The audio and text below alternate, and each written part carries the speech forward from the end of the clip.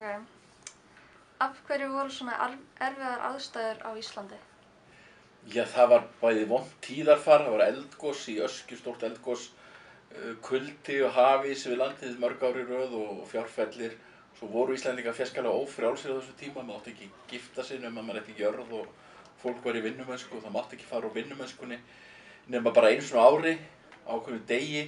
Þetta hét vistaband, þannig að fólk var fjarskalega ófrjálst og þegar opnast svona tækifæri til að komast burt þá var náttúrulega margir sem að stökkva á það og svo aðrir sem eru beinlínis bara reknir burt eða komið út í skip og sendið burt sem að fólki finnst bara gott að, eða efnara fólki finnst gott að losa sig við þannig að þetta var nú frekar svona vondur staður Ísland á þessum tíma. Já, var ekki líka slæmt veður? Veðrið var hörmulegt, þetta er mjög kaldur tími, þetta er eiginlega svona lítil ísöld þarna í lok 19. aldar og það hafði mikil áhrif, sko, eitt af því sem hefur mikil áhrif er að heiðarbýli höfðu verið að byggjast, sko, fólk hafði til þess að reyna að fá land, þá hafði fólk verið að flytja lengur og lengur upp á heiðarnar til að byggja sér hérna, búa sér ból í svona frekar litlum kotum. Svo þegar veðrið versnaði þá var það eiginlega óbyggilegt á þessum heiðum, það voru mikið til norðaustanlands og fólki þurfti að flytja aftur niður í sveitirnar og þá var ekki nóg jarðnæði þar og þá það var fólki á heiðunum sem að flýði mikið vestur til Bandaríkjanna og Kanada. Já. Ertu eitthvað betra í Vesturheimum? Ég held að fyrstu kynslóðirnar hafi haft það betra í Vesturheim. Ég held að það hafi verið, fyrst var það var náttúrulega mjög erfitt fyrst, sko. Þegar komu þá var náttúrulega landið þarna mjög kuldar á vetrum og heitt á sumrum og mýbeit og svo voru sjúkdómar eins og bólusóttin sem kom upp þarna í fyrsta hópnum og drap marga.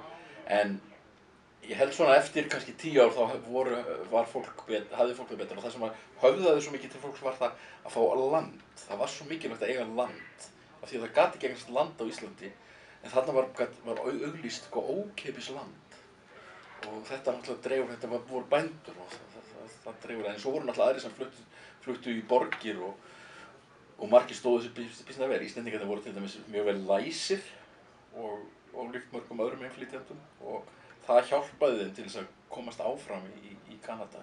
Þetta var oft ágætlega menntað fólk þó það verið fátækt. Og veistu af hverju það var af hverju fólk fór þangað en ekki eitthvað annað? Það er nú eiginlega bara tilviljun, sko. Það var eftirsóttara almennt hjá öðrum þjóðum að fara til Bandaríkjanna. En Kanadastjórn var á þessum tíma að leita að innflytjendum til að koma til sín. Og Kanadastjórn var beinlínis að auglýsa land fyrir, og Íslendingarnir vildu að fá svolítið svona sérstakt, þeir vildu fá land þar sem þeir getur verið út af fyrir sig á einhverju sem hét Nýja Ísland, þeir ætluðu eiginlega að stofna annað Ísland. Þannig að þessu tilboði sem Kanadamenn gera hentaði Íslendingum mjög vel. En í rauninni hefðu verið kannski, fyrir sunnan landamenn hefðu kannski getað komast í betra loftslag og betra ræktarland í Bandaríkjunum, en þeir fóru á harðbýlaslóðir af því sem þeir vildu vera út af fyrir sig og af því að Kanadastjórn var bara einmitt á þessum tíma að fiska eftir innflytjendum. Og svo koma sko aðrir, til dæmis Úkraínumenn koma þarna nokkur síðar, sko. Þetta er svona sérstakir hópar sem að setjast að þarna á þessum sléttum. Var ekki erfitt að sigla þangað út af öllum ísnum og veðrinu? Siglingin mun hafa verið alveg hræðileg oft, sko, en það var fyrst siglt til Skotlands og þetta er náttúrulega eitthvað sem er langt fyrir neðan, sko, þriðja farrými. Fólk var í lest og sum skipi voru reyndar til þess að flytja hross og fólki var með og það voru dóu margir á leiðinni á þessum siglingum og oft börnin sem voru svona viðkvæmust fyrir og þá var þeim í rauninni hent fyrir borð eða einhvers konar jarðarförum í hafinu en það hefur verið mikil þolraun, sko, og svo náttúrulega líka þolraun að þegar komið vestur, sko, þá voru sumstaðir jafnbrautir en sumstaðir þurfti fólk kannski að ganga mjög langa vegalengdir kannski vikum saman. Af hverju er talið að fólk sem fór til Vesturheima hafi verið sykarar? Því var einhvern veginn komið, þetta var náttúrulega mjög mikið tími svona þjóðernisstefnu, sjálfstæðisbaráttunni fullum gangi og einhvern veginn að þeir sem væri að fara frá Íslandi væri að svíkjast undir merkjum. Þeir væri ekki að taka þátt í því að vera Íslendingar, væri óþjóðhollir og þetta væri einhvers konar annars flokks fólk, bara einhvern rakkarapakk og þess að það var svolítið alið á þessu samviskubiti og líka kannski til að koma í veg fyrir að fleiri færu því að svona efnari bændur fóru af áhyggjur af því að þeir voru að missa sitt vinnuafl úr landi En ég held að þetta hafi mörguleiti, ég meina fólk sem hefur driftið sér til að fara í óvissu yfir hálfan hnöttinn, veit ekkert hvað býði, ég meina þetta er fólk sem hefur kjark. Og þetta er enn svona, ég meina, hugsa um ykkur fólki sem að taka sig upp í miðri Afríku til þess að reyna að komast einhvers til Evrópu eða Bandaríkjanna, ég meina til þess að finna sér betra líf. Það fer út í algjörðu óvissu. Ég meina, kannski hleypum við ekki inn, en við skulum aldrei tala af óvirðingu um þetta fólk sem að hefur þennan kjark í sér. Sérðu mikið mun á orðafornum í Vesturheimi og einu Íslandi? Já, þeir eru náttúrulega með sko, íslenska þar stoppar af þessu liti, bara kannski aldamótin 1900, þá taka þeir náttúrulega mikið af erlendum orðum inn, enskum orðum sem er blandað við íslenskuna, og svo verða svona skemmtilegir, þannig að það er svolítið gaman að heyra tungutaki, sko, stundum sem þeir segja mjög fornt og svo tala þeir oft með sko, með dálítið öðruvísi hreim en við hinn. Það er til dæmis flámælið sem að hefur lifað þar, sem var alveg útrýmt hérna. Maður segir sko hérna selungur en ekki silungur.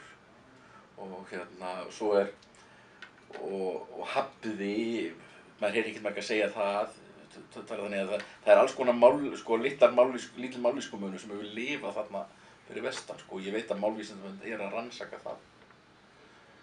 En svo eru skemmtileg dæmi um þetta, sko, svona orðatiltæki. Eitt er nú, sem mér finnst alltaf svolítið, þetta er pínu dónalegt, sko. Þá er maður sem kemur og hittir annar mann og hann segir, ég rann inn í konuna þína í hádeginu.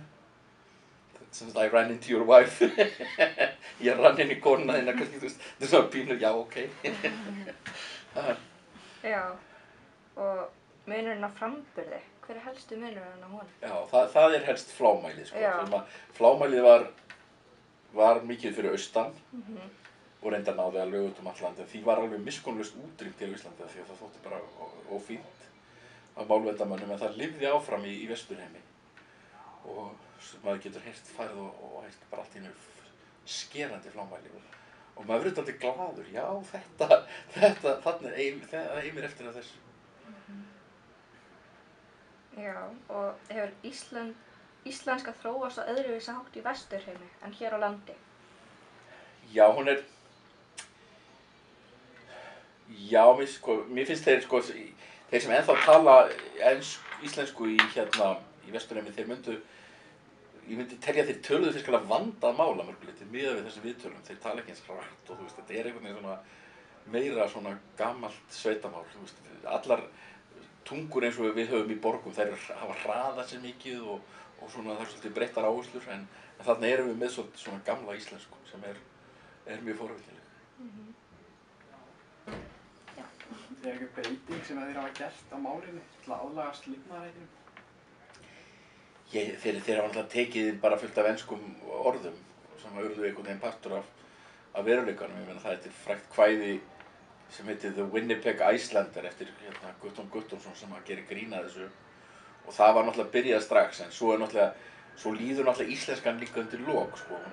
Sumir passa sig á aldinni við, en það sem gerist er náttúrulega að menn náttúrulega halda við íslensku þjóðinu og íslensku tungu, en eins og eitt sagði í þættinum mínum að þú veist, strákur hittir stelpu og þeim er kannski alveg skítsama hvort þessi er frá Úkraínu eða hvort þessi er Íslendingur eða hvað hann er eða hvort hann er á enskum ættum eða velskum ættum og þetta blandast saman og endan náttúrulega hverfur þessi tungumál og hverfur þessi minningarmismunur.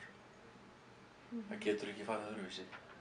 En þetta hefur lifað samt furðu lengi með Íslendingum og það virðist vera svolítið af því að þeirra þjóðveldisvitund og þeirra vitund hvað þeir eru, bókmenntir og svona var mjög sterk.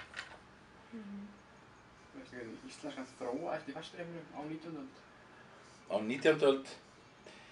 Já, hún er náttúrulega þannig að sko fyrsta kynslóðin sem að kemur, hún talar íslensku alfarið og læri kannski litla ensku. Önnur kynslóðin elst upp við íslensku heima og byrjar sennilega fyrst bara að tala ensku þegar hún kemur í skóla og er sennilega góðtalandi á nema íslensku þegar hún kemur í skóla. Sú kynslóð viðheldur einhver íslensku alla ævi, sko. En svo í þriðju kynslóðinni þá er þetta orðið. Þá fer þetta glatast, sko. Þá held ég að mér fáir haldið í íslenskunni nema þeir kunna orð og orð, nema þeir sko leggja sérstaklega rækt við tungunum. Þetta er bara lífsins gangur. Og veistu hvort að íslenska lifir enn í einhverju mynd meðal afkomendu Vestmanna? Já, það er þarna sko eldra fólk sérstaklega í sko það er eiginlega bara í sko í kringum Finnebækvatn í Gimli og þar á því sem heitir Nýja-Ísland. Þar er ennþá dálítið af fólki sem að sko kann íslensku alveg reiprennandi. Þeir hjálpar reyndar þar að það er sko íslensku deild við háskólan þarna sem að bændundir þarna rauninni söfnuðu saman fé og stofnuðu til þess að reyna að viðhalda íslenskunni. En það er eiginlega sko svo fólk þegar fólk hefur farið að dreifast eins og út í og Kyrrahafsströndina og víðast þá er það allt búið að glata íslensku. Þetta er eiginlega bara þessi litli svona vasi þarna í kringum vatnið sko. Það sem maður hittir fólk sem að talar íslensku jafnvel af því að það heyrði hann að tala það heima sko, hefur ekki þurft að læra hann í skóla eða eitthvað svona. En margt af því fólki er náttúrulega orðið svolítið, fer að verða svolítið gamalt því að þetta er náttúrulega orðið langur tími. En það er mikill svona áhugi samt meðal margs yngra fólks á svona menningarsamskipti, mjög lifandi sko menningarsamskipti. Íslenski listamenn að fara yfir og kanadíski listamenn að koma á móti og þú veist Leiló og hljómsveitir að koma þarna og ég nefni Leiló og það er fullt af öðrum, bara einhvern veginn man ekki hverjir það eru og dans og myndlist og leiklist og alls konar, þannig að þú veist það er mjög mikið tækifæri í þessu samstarfi. Skemmtileg því að það er kannski stór hópur fólk sem hefur telur svo einhvern veginn Íslendinga og hefur áhuga á okkur og það þýðir að við Íslendingar sem erum fámið þjóð, við höfum aðeins stærri svona, við stækkum aðeins og það veitir ekkert af því. Er eitthvað fleira sem það dettur í hug, við komum á framfærir? Já, það er bara að koma fram fyrir það, ég var að segja að það væri þarna mikið samstarf í kringum sko, í alls konar listir og menningu, en það er líka í sambandi við það er í gangi verkefni sem heitir Snorraverkefnið og það gengur út á að styrkja ungt fólk á Íslandi til að fara til Kanada og vera meðal Vestur-Íslendinga og á móti Vestur-Íslendinga til að koma hingað og vera meðal okkar og þetta er búið að gangi í mörg ár, þetta er mjög skemmtilegt og flott prógram og ég veit ekki, það er kannski einhverjir sem er að hlusta á þetta sem getur að fara í þetta, ég held að þessi snorri.is þetta er það er mjög gaman að fara að kynnast þessu, þetta er eiginlega einstök upplifun að fara til Ameríku, Kanada og allt í einu hvort að það er bara dálítið stór partur á Íslandi þar. Já, þá held ég að þetta sé bara komið. Takk fyrir okkur. Bara gaman að við skulum gera þetta. Takk fyrir.